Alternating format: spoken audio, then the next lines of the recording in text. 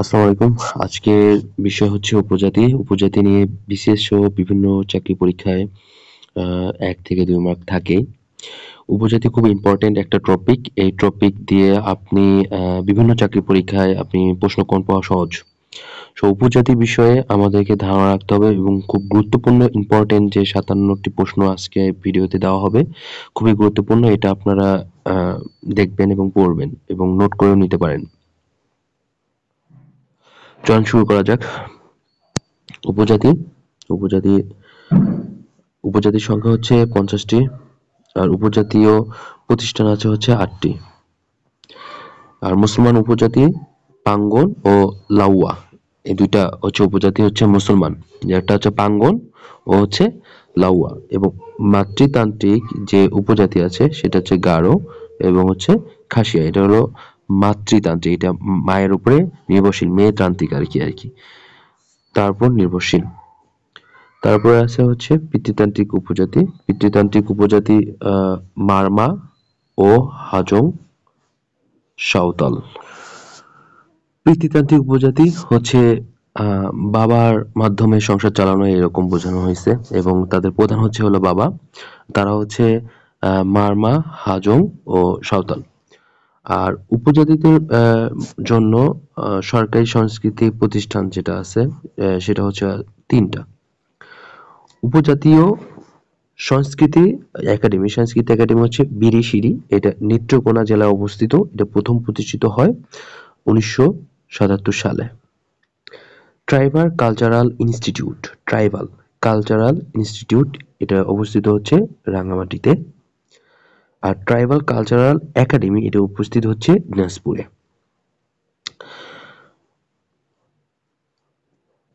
তারপর আছে পার্বত্য চট্টগ্রামের বর্ষবরণকে কি বলা হয়? পার্বত্য চট্টগ্রামের যে উপজাতি তাদের বর্ষবরণকে সামগ্রিকভাবে বলা হয় বৈশাখী। এখন আপনাদের কাছে প্রশ্ন হতেই পারে যে বৈশাখী কি? বৈশাখী হচ্ছে কিভাবে আসলো? তো সামগ্রিকভাবে বলা হয়েছে। তাহলে আমরা প্রথমে বলি যে ত্রিপুরাদের কাছে বর্ষবরণ হচ্ছে হলো বৈশু, আর মারমাদের কাছে বর্ষবরণ হচ্ছে সাংরাই, আর চাকমাদের কাছে বর্ষবরণ হচ্ছে বিজু নামে পরিচিত।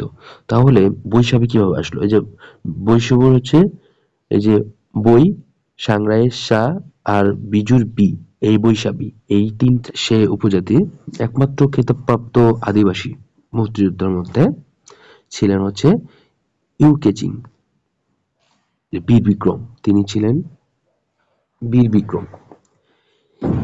ইউকেচিং ছিলেন মারমা উপজাতির আর শান্তি বাহিনীর প্রতিষ্ঠাতা মানবেন্দ্র নারায়ণ লারমা, শান্তি বাহিনীর প্রতিষ্ঠাতা। শান্তি বাহিনীর বর্তমান চেয়ারম্যান হচ্ছে যতীন্দ্র বোধিপ্রিয় শান্ত লারমা।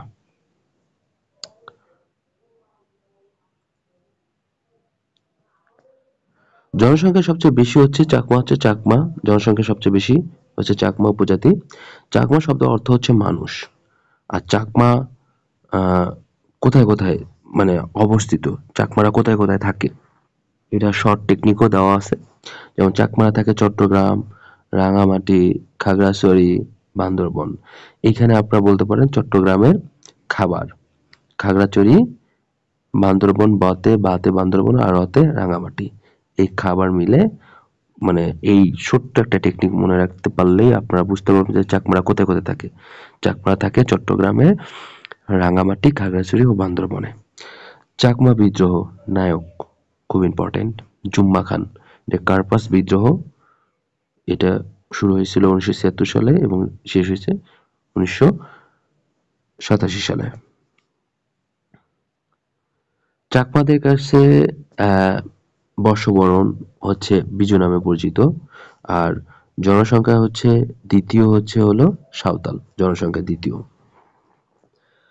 আর সাঁওতালরা বাস করে রাজশাহী, রংপুর, বগুড়া ও দিনাজপুরে। সাঁওতাল বিদ্রোহের নায়ক হচ্ছে দুই ভাই, একটা হচ্ছে কানু আর হচ্ছে সিধু। এটা শুরু হয়েছিল 1855 সালে এবং শেষ হয়েছে 1856 সালে, সাঁওতাল বিদ্রোহের নায়ক। তারপর আসি সবচেয়ে বেশি উপজাতি বাস করে কোথায়, সবচেয়ে যে বেশি উপজাতি বাস করে কোথায়, সেটা হচ্ছে পার্বত্য চট্টগ্রামে সবচেয়ে বেশি উপজাতি বাস করে। পার্বত্য চট্টগ্রামে উপজাতি বাস করে 11টি। পার্বত্য চট্টগ্রাম উপজাতি বাস করে 11টি। পার্বত্য চট্টগ্রামের প্রাচীনতম আদিবাসী হচ্ছে মুরু বা মুম। রাখাইন এসেছে মায়ানমার থেকে, রাখাইনরা। এখন আসে ত্রিপুরা। ত্রিপুরা বা টিপরা বাস করে খাগড়াছড়ি, বান্দরবন এবং রাঙামাটি। এখানে ওই যে খাবার দিয়ে আপনারা ছোটভাবে মনে রাখতে পারেন, খাগড়াছড়ি, বান্দরবন, রাঙামাটি। লুসাইরা কোথায় থাকে? লুসাইরা হচ্ছে খাগড়াছড়ি, বান্দরবন, রাঙামাটি। এই ছোট্ট দিয়ে আবার মনে রাখতে পারেন খাবার, খাগড়াছড়ি, বান্দরবন আর রাঙামাটি। মগরা কোথায় থাকে? মগরা থাকে খাগড়াছড়ি, রাঙামাটি, বান্দরবন বা পটুয়াখালী। এখানে আপনি ছোট্ট একটা ট্রিক্সের মাধ্যমে আপনারা মনে রাখতে পারেন, সেটা হচ্ছে মগরা খাবার পটু, মগরা খাবার পটু। এই বাক্যের মাধ্যমে আপনারা বুঝতে পারবেন যে মগরা কোথায় বসবাস করে।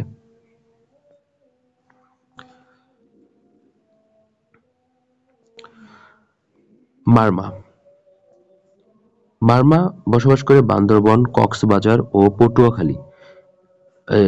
মারমা, বান্দর, কক্সপটু এই শব্দের মাধ্যমে আপনারা বাক্যের মাধ্যমে বুঝতে পারবেন যে মারমা কোথায় বসবাস করে। রাখাইনরা বসবাস করে কক্সবাজার, পটুয়াখালী, রাখাইন এবং কক্সপটু। রাখাইনরা বেশি বসবাস করে পটুয়াখালীতে। রাখাইনরা বেশি বসবাস করে পটুয়াখালীতে। এখন আসি খুমি। খুমি বান্দরবনের লামা, রোমা ও থানচি থানায়, আর পাংখো বান্দরবনে বসবাস করে। মুরুং বা রোম এটা বসবাস করে বান্দরবনে। বনযোগী, বনযোগী বান্দরবনের গহীন অরণ্য বসবাস করে, বনযোগী। চক হচ্ছে বান্দরবনের লামা থানায় বসবাস করে। চনজঙ্গা রাঙামাটিতে বসবাস করে। কুকি রাঙামাটিতে বসবাস করে।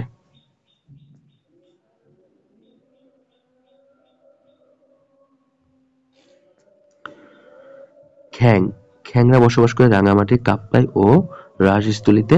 মণিপুরীরা বসবাস করে সিলেটে, আর মণিপুরীর নৃত্য সিলেটের। গারো জাতির লোকদের প্রধান ধর্মীয় ও সামাজিক উৎসব হচ্ছে ওয়ানগালা, খুব ইম্পর্টেন্ট।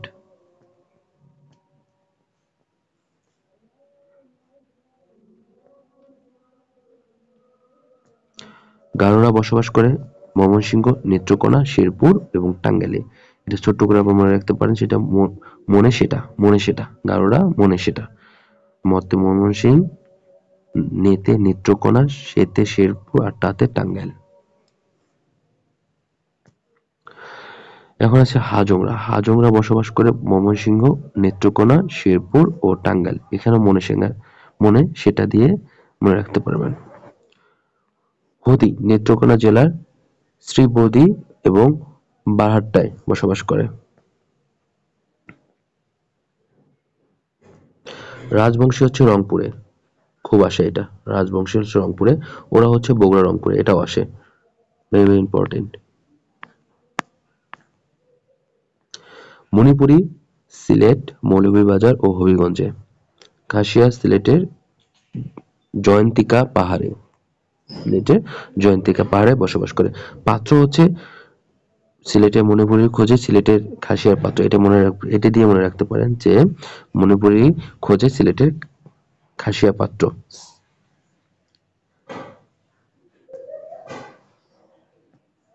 বাওয়াল হচ্ছে সুন্দরবন আর মোয়ালি হচ্ছে সুন্দরবন।